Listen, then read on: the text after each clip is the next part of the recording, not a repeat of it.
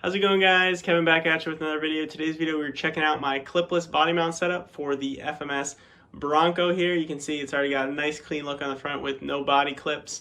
So with that, let's get into the video. I'll show you guys how it works and how to install it.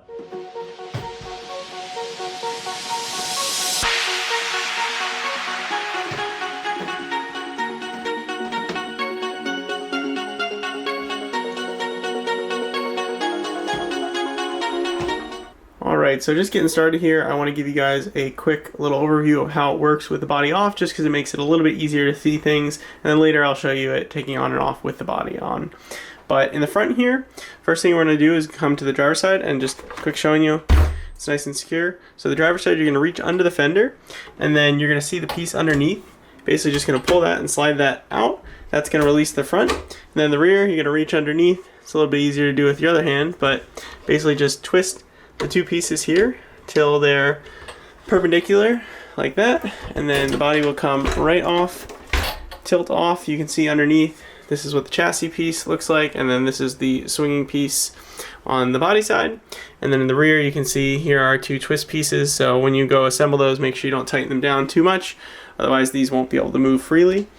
So then put the body on, basically just wiggle that, make sure it gets in the right spot. Once it's in the right spot, you can go to the rear. You can see, you get underneath, twist that, reach a little bit farther, twist the other one. It's nice and locked. And then in the front, sometimes you might have to push the body down. I did tweak these out a little bit more chamfer, so it'll be a little bit easier for customers. And then you just push that across, and then now the body is super nice and secure. So with that, now I'm going to get into the details of how to install it. Alright, so starting on the chassis side, there's only one part that we're going to be installing on the chassis. So this is the M3 by 35 millimeter bolt. So this bolt, you're going to remove the 4 bolts from there. This piece will come off, but we're going to need that, so make sure you leave it there. And then put your lower chassis piece in, and then slide this piece in. This part here is actually smooth, and then this part is threaded, which is why we don't need a nut. So I recommend if you have an electric screwdriver or something, grab that. Makes this job much easier and much faster.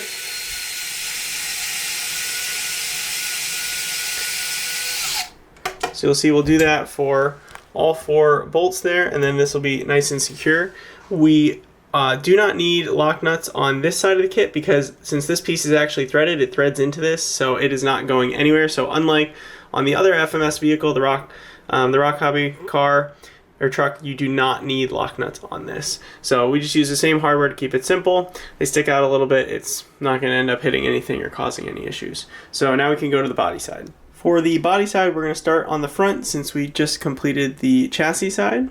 And these are all the parts that you're going to want for the front pieces. So this is going to be on the underside. This is going to be on the top side. You have an M4 normal nut, M4 by 16. You have 2 M3 by 16s and 1 M4 by 30 and an M4 lock nut. So I'm going to assemble these pieces together. They're going to fit right into here in this gap on the body. So make sure that you've obviously taken the body off at this point, but now let's get to assembling. So for this portion of the assembly, we're going to need our M4 by 30 millimeter, our 2 M3 by 16s, and our M3 lock nut, or M4 lock nut, excuse me. So this piece is going to end up getting bolted just like this. Make sure you have the nice curve sort of matching or going opposite. If you do it like this, that's incorrect. So this is the correct way to do it. If there's any debris or anything in the hole, just try to clear this out so that way the bolt just spins through freely. You can always just take an electric screwdriver and just run it around and clean that out. Same thing on this side. It should basically eventually be able to spin freely through there. If not, just run it through with an electric screwdriver like so. Then take your M4 lock nut, slide that on like so. Tighten that down. Grab your pliers, hold it on. And then I recommend at this point you want to just switch to a manual screwdriver. But what we essentially want here is we want some resistance, but not too much that it's going to be difficult. So I'm just going to loosen that just a little bit. So let's see. So it's still a little bit too much resistance for my liking. So just like that. So now if we bump it, it'll spin. But we don't want it, if I'm spinning this, we don't want it to easily move. So just a little bit tighter. It might take a little bit of fine tweaking just to get it just right. but right like there's just a little bit of resistance, which is nice and easy to spin. It's not too difficult, but it's not going to rotate on its own. So then we need to put in the M3 by 16, so there's going to go underneath here. So we're going to just quickly switch the head of my screwdriver. Take this guy. And this is going to create some debris, which is totally fine. It's just making threads, basically self-tapping into the plastic. But if you need to, just use a manual screwdriver and just apply enough pressure and just try to get those nice and even so it looks nice. And that will be essentially what you use with your finger to grab and rotate this when it's underneath the vehicle. So now we can jump to the body side of installing the other half. So now we're on the body side. These two pieces are essentially going to get sandwiched right here and right here. And so what I recommend is just spin this piece out of the way. That way you have nice access to the nut recesses on the other side. So we're going to take our M4 nut, just drop it in there like that. I'm going to hold it with one hand, take the other guy, get ready, sandwich it just like so. Then we grab my M4 by 16, just start that by hand. Then I'll grab my screwdriver, tighten that down like so. There we go. Now all I have to do is just do the other three. So again, grab my nut, screwdriver, nice and easy. You can start it by hand. Do the last one. And then I can just nice and easily tighten them all down.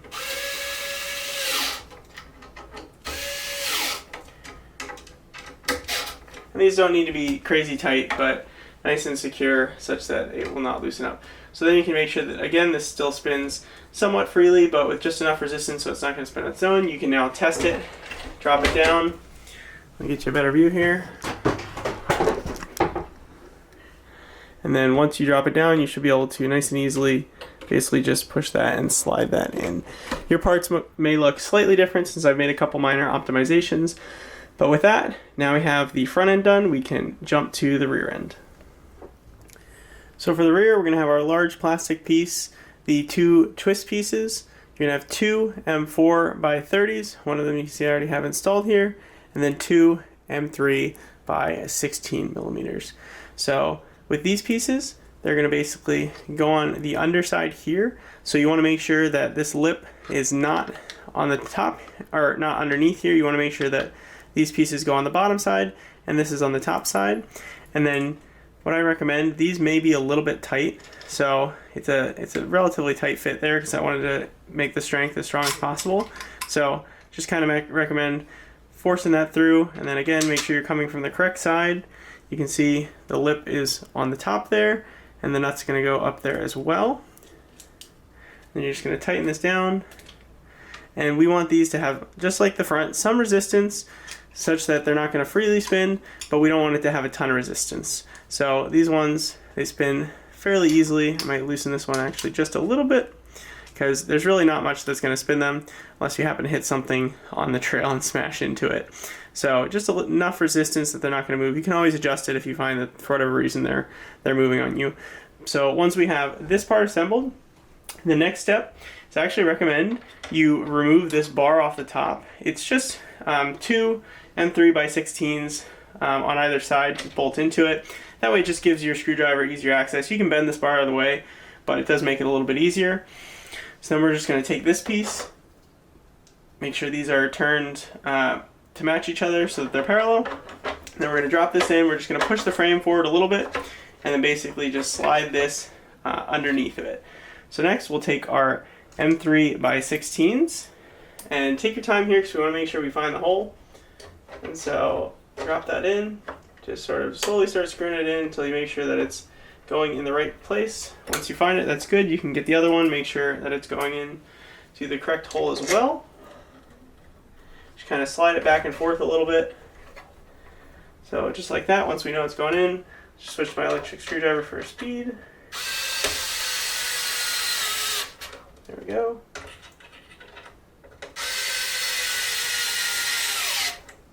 There we go, and just like that, the rear end is installed. So I'm going to just unlock the front.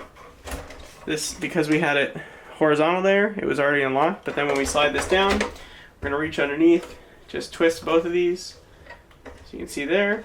Once they're both, then you can see the rear. I gotta lock the front here, but slide that in. Now you can see whole truck's nice and secure, not going anywhere.